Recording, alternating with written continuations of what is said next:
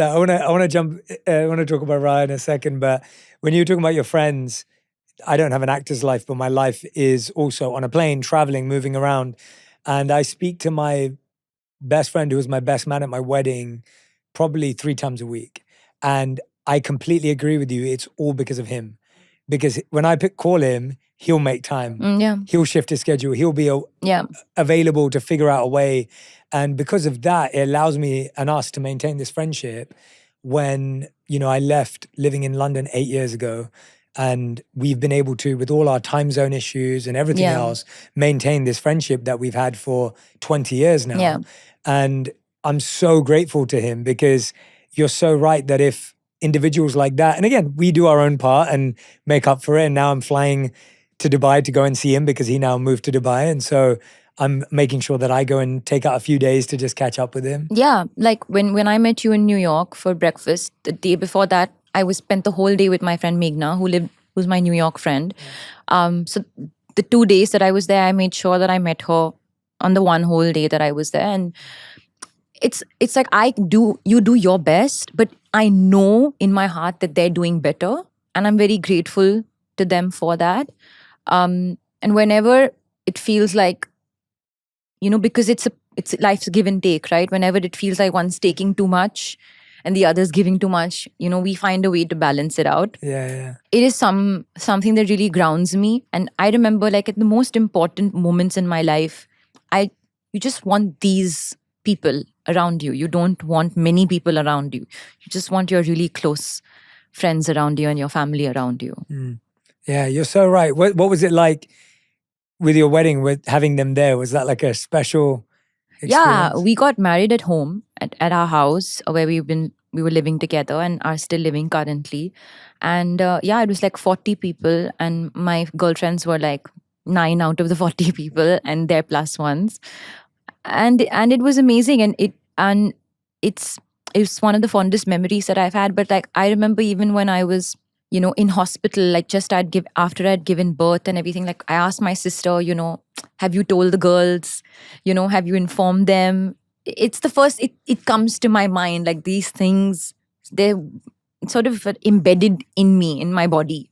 And even though it's not every day, even though it's not every week that we hang out and meet or speak as often, they're a part of my life. Yeah. In a very deep way. Now I'm not surprised that any of your friends want to ignore you and talk to Raaha, because she's so adorable.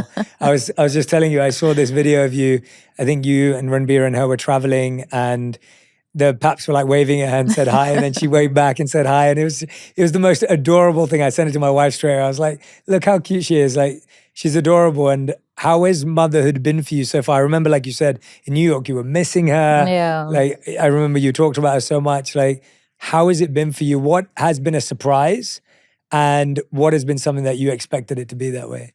I don't think you can prepare yourself for what you're about to feel. To be very honest, my mother said this to me earlier before I gave birth. She said, I said, do you remember something? And she's like, no, I don't remember. I said, why don't you remember anything? She said, because you'd be surprised, you forget. You forget what happens before. I've forgotten a lot of what it was pre-motherhood in terms of my feeling or my way of life or the way my brain functioned at that time. My days are so full now. In fact, I wonder what I was doing with my time earlier.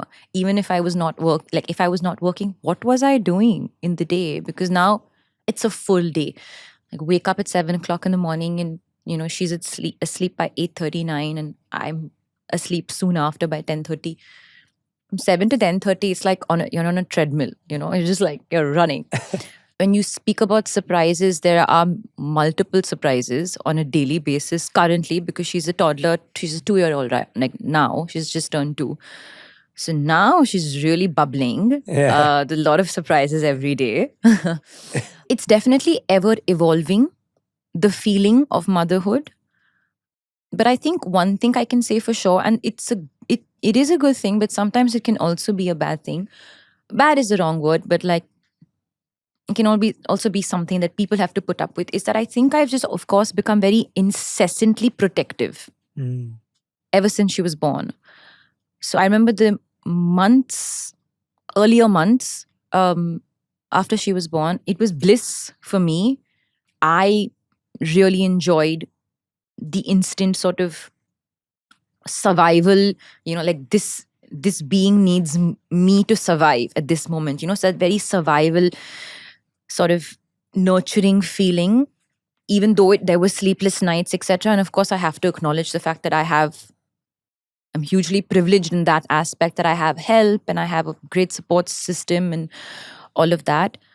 But that instant sort of bonding period, I deeply enjoyed it, but I was also filled with so much worry. And that's something that I have to talk about very openly. And that's a very normal feeling, is what I understand, for mothers to feel, especially new mothers to feel. But what I also learned with time is that the worry doesn't go away. It just changes form.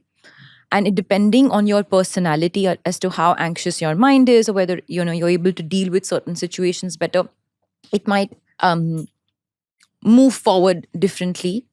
But it's a beautiful combination of feeling extreme love with extreme worry. There's a lot of worry. And by worry, and I mean, I don't feel like I'm stressed out or I'm like stressing her out. I think I become pretty childlike when I'm with her. One thing I'm pretty mindful about is to really enjoy her childhood. A lot of parents who have kids, 18-year-olds, 20-year-olds, keep telling me, enjoy this time, enjoy this time. In fact, in New York, I met a woman in an elevator who was there to drop her son off to college. And I was holding Raaha in my hand, who was, not when I was there for the Met, right after.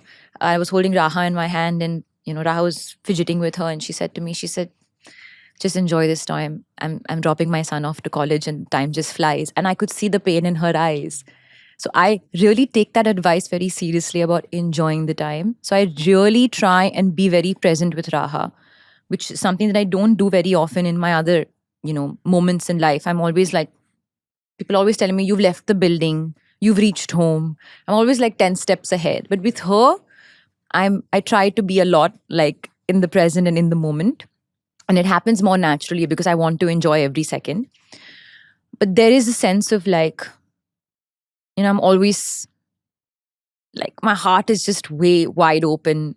And I'm just like always worried about something or the other vis-a-vis her. But I'm guessing that's something that I'm just going to have to like live with for the rest of my life. Yeah.